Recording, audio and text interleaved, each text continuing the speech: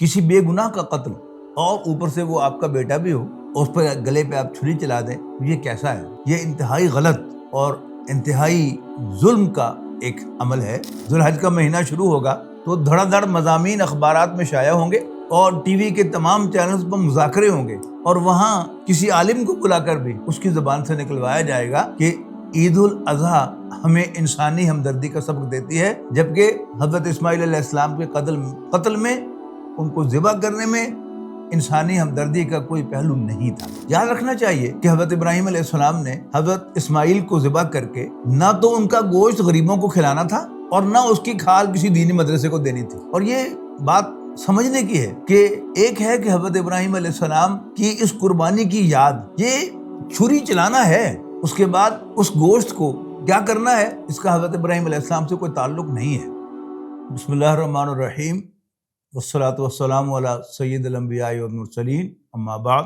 حضرت ابراہیم علیہ السلام نے اپنے بیٹے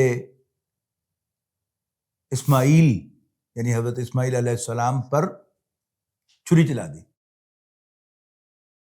اس کو عام جو معیار ہے اس کے اعتبار سے ہم کیسے دیکھتے ہیں؟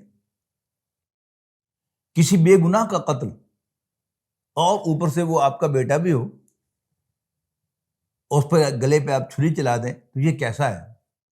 یہ انتہائی غلط اور انتہائی ظلم کا ایک عمل ہے۔ لیکن اللہ تعالیٰ نے سورۃ صافات میں حضرت ابراہیم علیہ السلام کے اس ایکٹ کو بیان کرنے کے بعد انہیں سیلیوٹ پیش کیا ہے، سلام علی ابراہیم، بلے ابراہیم تیرے۔ یہ معاملہ ہے کیا؟ ہم سب اللہ کے بندے ہیں، اللہ تعالیٰ نے ہمیں اپنی بندگی کے لیے پیدا کیا ہے، یہ ایک بنیادی مقصد ہے۔ اور جب اللہ تعالیٰ کو ہم نے اپنا رب مان لیا تو صحیح وہی ہے جو رب کہے، اور غلط بھی وہی ہے جسے رب غلط کہے۔ اللہ تعالیٰ نے اپنے بندے ابراہیم کو علیہ السلام حکم دیا کہ اس لڑکے کو میری راہ میں ذبح کر دو۔ اب اللہ تعالیٰ کے اصلی بندے کے لیے کوئی چوائس نہیں تھا کہ وہ اللہ تعالیٰ سے پوچھے کہ ربا تو میرے بیٹے کا خون لے کے کیا کرے گا، یا یہ کہے کہ اللہ اگر یہ لینا ہی تھا تو پھر دیا کیوں تھا؟ نوکر کی تو نخرہ کی، یہ پنجابی کا جو محاورہ ہے، یہ لفظ نوکر ہے وہاں پر، لیکن نوکر بہرحال نخرہ کر سکتا ہے۔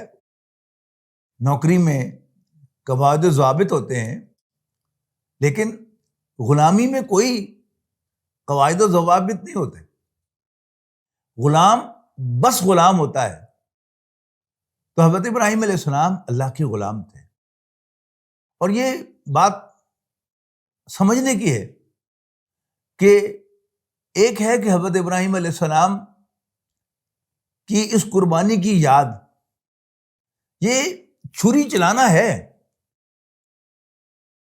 اس کے بعد اس گوشت کو کیا کرنا ہے، اس کا حضرت ابراہیم علیہ السلام سے کوئی تعلق نہیں ہے۔ یاد رکھنا چاہیے کہ حضرت ابراہیم علیہ السلام نے حضرت اسماعیل کو ذبح کر کے نہ تو ان کا گوشت غریبوں کو کھلانا تھا اور نہ اس کی کھال کسی دینی مدرسے کو دینی تھی۔ صرف اور صرف اللہ تعالیٰ کی حکم کی جو کمپلائنس ہے وہ انہوں نے کی کہ بیٹے کے گلے پر اللہ تعالیٰ نے کہا چلا دو، چلا دی۔ لیکن اب چونکہ ہمیں یہ بات جو ہے وہ ہمارے سیکولر طبقات کو پسند نہیں ہے کہ اللہ تعالیٰ کی حکمرانی قائم ہو جائے، ہم اللہ تعالیٰ کو اپنا رب مان لیں، اس کو تو وہ سمجھتے ہیں کہ یہ انتہا پسندی ہے۔ وہ یہ توقع رکھتے ہیں کہ اللہ تعالیٰ کو مارجنلی مانے، ہاں وہ خالق ہے، زیادہ سے زیادہ کیا ہے کہ وہ وردی آف ورشپ ہے، گاڈ، الہ، لیکن اللہ تعالیٰ کو لارڈ مانا جائے، رب، آقا مانا جائے، یہ سیکولر ورڈ کو کسی بھی صورت قابل قبول نہیں ہے۔